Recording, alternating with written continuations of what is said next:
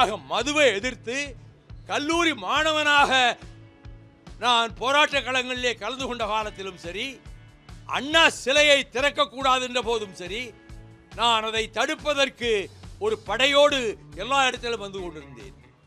நாங்கள் போனோம், கருப்பு கொடியை வச்சு நின்றுட்டு இருக்காங்க. முதலமைச்சர் கோபால் அவர் வந்து பிறப்புள்ள.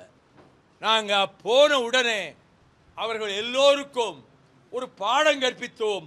கருப்பு கொடி வைத்திருந்தவர்கள் எல்லாம் கண்மண் தெரியாத வேகத்திலே அந்த இடத்தை விட்டு, கோர்ட் ஏரியாவை விட்டு ஓடி போயிட்டாங்க.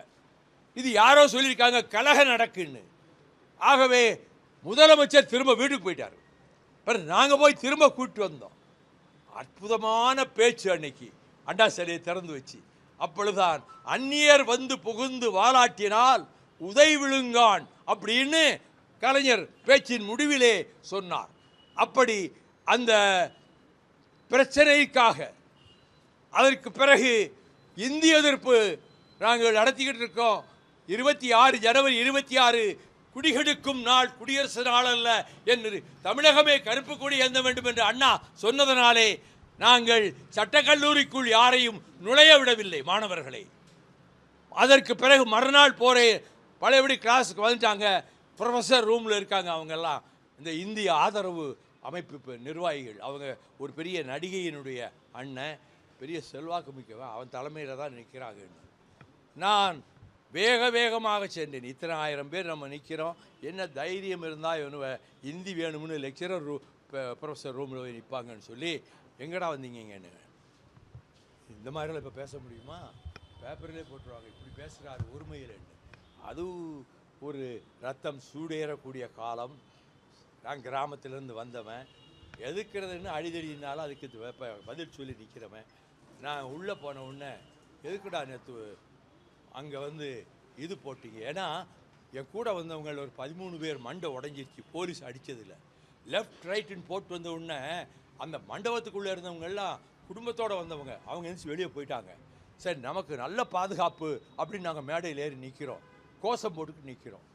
சார்ஜினார் அந்த எஸ்பி துரைமுருகன். சொன்னார், போலீஸ் சீட்டையெல்லாம் சொல்லியாச்சு, பொதுப்பணித்துறை அமைச்சர் கலைஞர் மூலமே சொல்லியாச்சு, ஒருத்தர் போலீஸ்கிட்ட வரமாட்டான், நீங்கள் தாராளமாக செய்கிறது செய்யுங்கன்னு என் அருமை சகோதரர் துரைமுருகன், இப்போ அவர் பொதுச் செயலாளர், அது சொல்லிட்டார். மேலே ஏறின போலீஸை வளைச்சி பிடிச்சி அடித்தாங்க பாருங்க. இதில் எல்லாருக்கும் மண்டை உடஞ்சி முதுகு உடஞ்சி, துரைமுருகனுக்கு அகலமான முதுகில் நிறைய அடி விழுந்தது. நான் அடி வாங்கலை, நான் துண்டை குதிச்சுட்டாங்க அந்த பக்கம். ராத்திரி போய் ராயப்பேட்டை ஹாஸ்பிட்டல் பார்க்குறேன், எல்லாம் பெட்டில் கிடக்காங்க. என் கூட எப்போ இருக்கிறவங்க எல்லாம் மண்டை உடஞ்சி தோள்பட்டை உடஞ்சி இருக்கிறாங்க. ஆகையினால் இவ்வளவும் செய்து சட்டக்கல்லூரி நண்பர்களுக்கு அடியும் வாங்கி கொடுத்துட்டு, இப்போ இங்கே வந்து இந்த காலேஜில் ப்ரொஃபஸர் ரூமில் இருந்துக்கிட்டு பையங்களை காலேஜுக்கு போக சொல்கிறீங்களா அப்படின்னு சொன்னேன். அவங்க பேசாமல் நின்னாங்க. அதன் பிறகு என்ன நடந்தது என்பதை இப்பொழுது நான் சொன்னால், இப்படிப்பட்ட ஒரு வம்பு தும்புக்கு போகிற ஆளாய்வரே, அதனால் மக்கள் ஓட்டு போட மாட்டாங்க நம்மளுக்கு அப்படின்னு நினச்சிடக்கூடாது. 2 நிமிடத்தில் பறந்துட்டாங்க. அந்த லெக்சரர் ரூமில் இருந்த அந்த இந்தியை கொண்டு வந்து போட்ட ஆட்கள் எங்கே ஊரை அந்த காம்பவுண்டை விட்டே போயிட்டாங்க.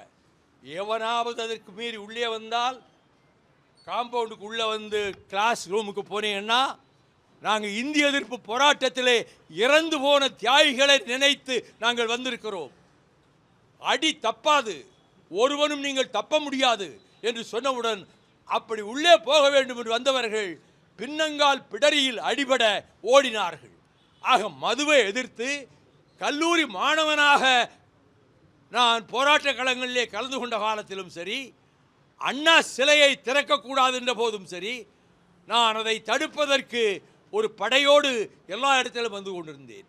பின்னர் இது பிரச்சனையான பிறகுதான் கன்னியாகுமரியிலே இருந்து சென்னை வரை பல மாவட்டங்களை சுற்றி கொண்டு நடைபயணமாக வந்தேன். மீண்டும் 3 முறை நடைபயணம் மதுவிலக்குக்காக. ஏராளமான தாய்மார்கள் என்னை வாழ்த்தினார்கள். ஒரு நாளைக்கு சராசரி 25 to 30 கிலோமீட்டர் நானும் தோழர்களும் நடந்தோம். அப்போ எல்லாரும் சொன்னாங்க, பொதுச் செயலாளர் வேகத்துக்கு நம்ம நடக்க முடியலையேன்னு. உந்து சக்தி எனக்கு இருந்ததுனால நான் அவர்களை விட வேகமாக நடக்க முடிந்தது. இதற்கு பிறகு நியூட்ரினோவை கொண்டு வரக்கூடாது என்று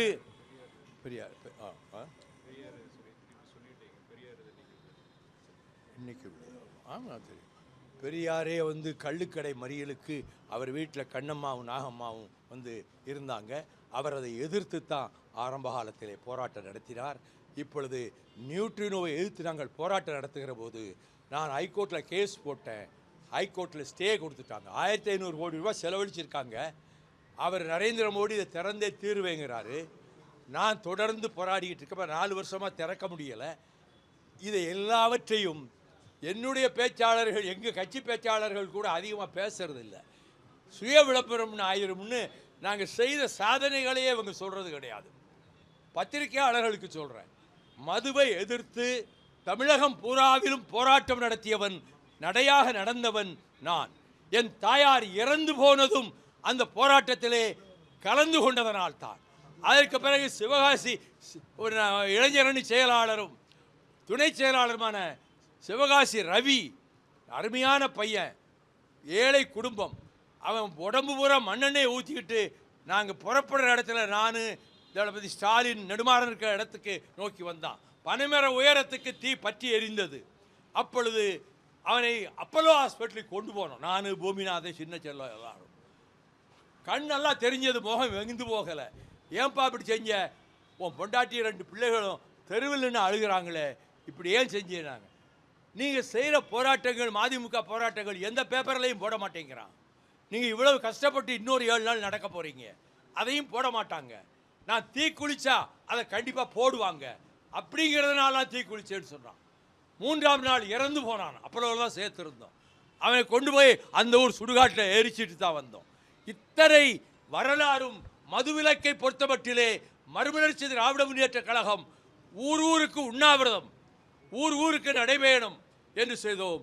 ஆகவே மது கூடாது என்பதிலே நாங்கள் உறுதியாக இருக்கிறோம்.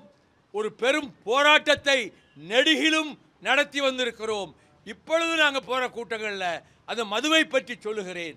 ஒரு அருமையான பாடலை, பாட்டு போட்டியிலே முதல் பரிசு பெற்ற ஒரு பெண் திருவனந்தபுரத்தில், ஒரு அருமையான பாடல், புலமை பித்தன் எழுதியது. அதைத்தான் அந்த பாட்டாக போடுவோம் நடைபயணத்தில். அப்படியே அழுக வந்துடும் அந்த பாட்டை கேட்டாலே. அப்படி தமிழ்நாடு பூரா அந்த பாட்டை போட்டுக்கிட்டே நடந்தோம். எங்களுக்கு இப்பொழுது இருக்கக்கூடிய கவலை, எல்லாருக்கும் ஆர்வம் வந்துருச்சு. பல கட்சிகள் இன்றைக்கு அதில் தீவிரமாக இருக்கிறார்கள். ரொம்ப சந்தோஷம். சகோதரர் திருமாவளவன் அதற்காகவே அவர் ஒரு மாநாடு போல ஒரு கூட்டத்தை ஏற்பாடு செய்தார். அவர் இந்த முயற்சியிலே எங்கள் ஊரில் கலிங்கப்பட்டியில் கலவரம் நடக்கும்போது அங்கேயே வந்துட்டார் திருமாவளவன். ஆகவே இந்த மதுவிலக்குக்கு பத்திரிகையாளர்களும் தொலைக்காட்சி ஊடகங்களும் ஆதரவு தர வேண்டும். நான் என்னதான் பேசினாலும் உங்கள் மூலம் போனால் அது லட்சக்கணக்கான மக்களுக்கு, கோடிக்கணக்கான மக்களுக்கு அது போய் சேரும் என்பதனாலே உங்களை இந்த நேரத்தில் எத்தனையோ அரசியல் பிரச்சனைகள், கூட்டணி பிரச்சனைகள், தேர்தல் பிரச்சனைகள், அதெல்லாம் இப்போ பேச வேண்டாம். நான் சொன்னதில் கொஞ்சத்தையாவது எடுத்து உங்கள் பத்திரிகையில், உங்கள் டிவியில் இன்று தந்தை பெரியாரினுடைய நினைவு பிறந்த நாள் செப்டம்பர் 17, 146, 116வது பிறந்த நாள் அண்ணாவுக்கு. இந்த 15ல் இது 146வது பிறந்த நாள் அறிவாசான் தந்தை பெரியார் அவர்களுக்கு. தென்னை மரங்கள் 500 மரங்கள் அவங்க தோப்பில் வெட்ட சொன்னார், இந்த கள்ளுக்கடையை ஒழிக்கணும்னு. எவ்வளவோ போராட்டங்கள், நடைபயணங்கள், உயிரிழப்புகள் எல்லாம் நடந்தும் மதுவிலக்கு இன்னமும் நடைமுறைக்கு வரல. இதுக்கு தீர்வு உண்டா இல்லையா? நீங்கள் முதல்ல தீர்வு என்ன, எவ்வளோ பேர் வந்தாங்க, யார் யார் உண்மையாக போராடினாங்கன்னு எழுதுங்க. எல்லா கட்சிகளுக்கும் அதில் உடன்பாடு இருக்குங்கிற. நீங்கள் எழுதலையே, உங்கள் பேப்பரில் வரலையே. நான் இவ்வளவு சத்தம் போட்டு சொல்லியும் 2 வரி போட மனசு இல்லாதவங்க திரும்ப வந்து ஒரு குறுக்கு கேள்வி கேட்கணும். மது ஒழிப்பு விவகாரத்தில் மு.க. ஸ்டாலினும் திருமாவளவனும் நாடகம் ஆடுகிறார் அப்படின்னு எல்முருகன் தெரிவிக்கிறார். என்ன நீங்க பாருங்க. எல்முருகன் முகத்துக்கு பூரா இது போட்டுக்கிட்டு எங்கேயாவது நாடகத்தில் எடுத்து நடிச்சிருப்பார், அங்கே சொல்லியிருப்பார். ஐயா, பெரியாரோட பிறந்தநாள் இன்னைக்கு. பெரியார் வந்து தமிழ் மொழியை வந்து நிறைய இழிவுபடுத்தியிருக்காருன்னு. சும்மா இருங்க, நான் சொன்ன இந்த மதுவை பற்றி மட்டும் போதும். ஆட்சியில் பங்கு, அதிகாரத்தில் பங்கு, அதிலெல்லாம் நான் தலையிடலை.